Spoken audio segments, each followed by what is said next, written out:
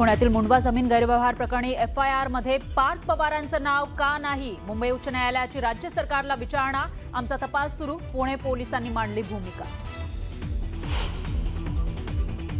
अंबादास दानवेंनंतर शेकापच्या चित्रलेखा पाटलांचाही महेंद्र दळवी आणि गोगावलेंवर cash bomb. Video दाखवत केले गंभीर आरोप. गोगावलेंनी आरोप फेटाळले.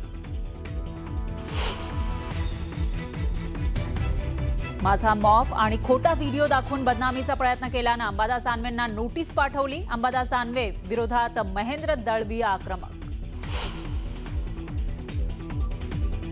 अंबादास दानवेंनी ट्विट केलेल्या व्हिडिओवरून जुंपली. महापुरुषाची बदनामी कोण करतंय म्हणत तटकरेंचा दळवींना खोचक टोला. तर तटकरे राजकारणातील महान संत असल्याचं म्हणत दळवींचं प्रत्युत्तर. पोटच्या मुलांना विकणाऱ्या विष्णू हंडोगेसह बच्चूबाई या दोघांनाही घोटी ग्रामीण पोलिसांनी घेतलं ताब्यात. तर 9 लहान मुलांना नाशिकच्या निरीक्षण बालगृहात केलं दाखल.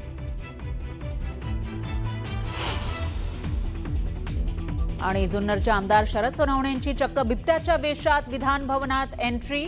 बिबट्याच्या प्रश्नाकडे लक्ष वेधण्याचा प्रयत्न. बिबट्या जेरबंद करण्यासंदर्भात मोहीम राबवण्याच्या मागणीसाठी सोनवणे आक्रमक.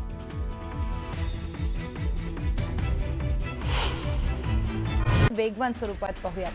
छत्रपती संभाजीनगर मधील शिवसेनेतल्या अंतर्गत वादावर आज नागपूरमध्ये उपमुख्यमंत्री एकनाथ शिंदे यांच्या उपस्थितीमध्ये बैठक होणार आहे. या बैठकीनंतर शिरसाट आणि जंजाळ यांच्यातील वाद संपणार का याचा निर्णय होईल. मेळघाटातील आदिवासी शेतकऱ्यांची आज नागपूर आदिवासी विकास मंत्री अशोक उईकेंची भेट घेणार आहेत. मका खरेदीच्या मागणीसाठी अमरावतीच्या परतवाडा येथून शेकडो आदिवासी शेतकरी हे नागपूरच्या दिशेने निघालेत.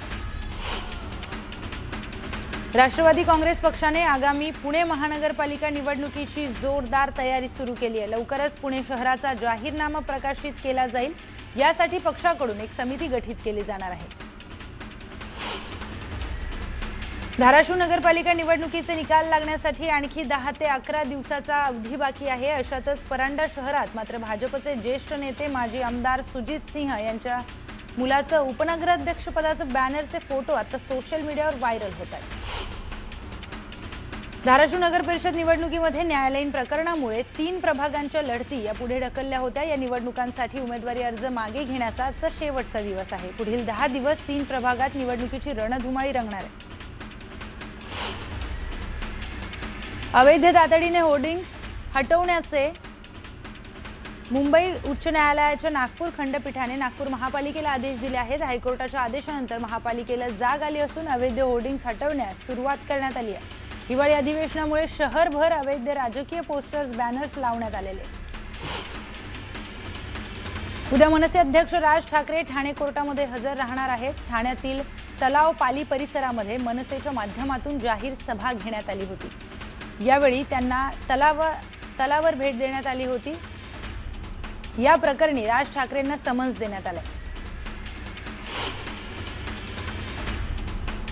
मुंबई, ठाणे, पुणे, नागपूरसह 29 महापालिकांच्या निवडणुकीची घोषणा पुढील आठवड्यात करण्यासाठी राज्य निवडणूक आयोग सज्ज झाला असला तरी पालिकांच्या मतदार याद्यांमधील दुबार मतदारांचा घोळ संपत नाहीये अशी परिस्थिती आहे. महापालिकांच्या अंतिम मतदार याद्या तयार होण्यास होणारा विलंब लक्षात घेऊन प्रभागनिहाय अंतिम मतदार याद्या जाहीर करण्यास 5 दिवसांची मुदतवाढ देण्याचा निर्णय राज्य निवडणूक आयोगाने घेतलाय.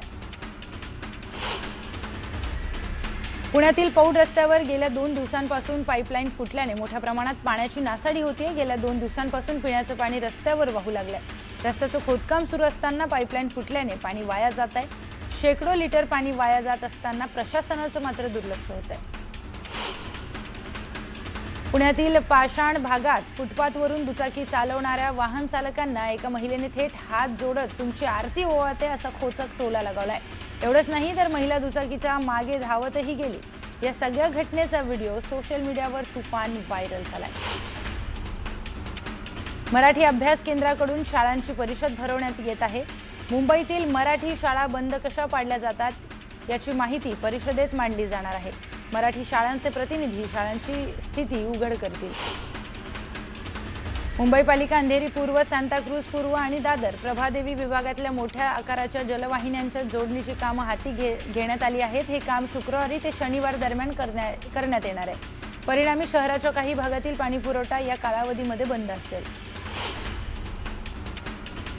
गेल्या तब्बल 2 दशकांहून केवळ चर्चा सुरू असलेल्या गारगाई धरणासाठी मुंबई महापालिकेने निविदा मागवल्या आहेत। मुंबईच्या वाढत्या लोकसंख्येसाठी पाण्याची मागणी पूर्ण करण्याकरिता वाडा तालुक्यातील ओगदे गावाजवळ गारगाई धरण बांधण्यासाठी प्रशासनाने निविदा मागवल्यात। या धरणाच्या बांधकामासाठी सुमारे 3000 कोटी रुपये खर्च अंदाजित आहे। नववर्षाचे दिमाखात स्वागत करण्यासाठी गोव्याच्या किनाऱ्यावर दरवर्षी पर्यटकांची प्रचंड गर्दी होते। मुंबईहून गोव्याला जाण्यासाठी बहुसंख्य प्रवासी वंदे भारत एक्सप्रेसला पसंती देतात, परंतु CSMT मडगाव वंदे भारत एक्सप्रेस 8 डब्यांची असल्याने प्रवाशांना आरक्षित तिकीट मिळत नाही। त्यामुळे या एक्सप्रेसला 20 डबे जोडण्याची मागणी प्रवाशांकडून केली आहे। नाताळ, नववर्ष आणि हिवाळ्याच्या सुट्टीमध्ये वाढणारी प्रवाशांची गर्दी लक्षात घेता मध्य रेल्वेने विविध मार्गावर 76 हिवाळी विशेष रेल्वेगाड्या चालवण्याचा निर्णय घेतलाय। या विशेष रेल्वेगाड्या मुंबई ते करमळी, नागपूर, मंगळुरू, तिरुवनंतपुरम तसेच पुणे ते नागपूर, अमरावती, सांगानेर दरम्यान चालवण्यात येणार आहेत। राजधानी वंदे भारत शताब्दी यांसारख्या प्रीमियम ट्रेनने प्रवास करणाऱ्यांसाठी रेल्वेने नवी सुविधा उपलब्ध करून दिली आहे। प्रवाशांनी ट्रेनचं तिकीट बुक करताना नो मील्स पर्याय निवडला तरी त्यांना पाण्याची बाटली ही मोफत मिळणार आहे। पाणी ही प्रवाशांची मूलभूत गरज मानून मोफत सुविधेमध्ये त्याचा समावेश करण्यात आला आहे।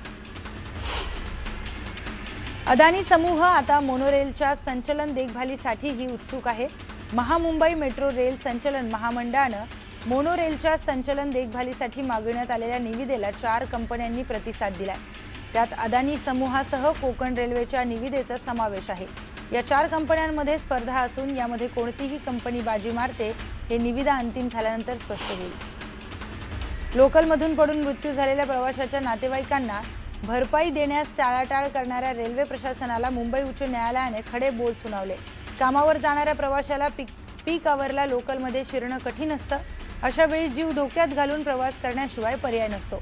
त्यामुळे गर्दीच्या वेळी फुटबोर्डवर उभं राहून प्रवास करणं म्हणजे निष्काळजीपणा नाही असं स्पष्ट करत न्यायालयाने मृत व्यक्तीच्या नातेवाईकांना भरपाई देण्याचा आदेश कायम ठेवलाय।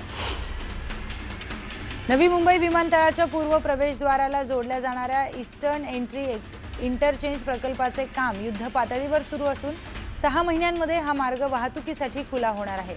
त्यामुळे नवी मुंबई पनवेल परिसरातील वाहतूक कोंडीच्या कचाट्यातून प्रवाशांची सुटका होईल। सायन पनवेल महामार्ग, मुंबई गोवा महामार्ग, पाम बीच तसेच अटल सेतूवरून येणाऱ्या मार्गांना हा इंटरचेंज प्रकल्प जोडला गेलाय।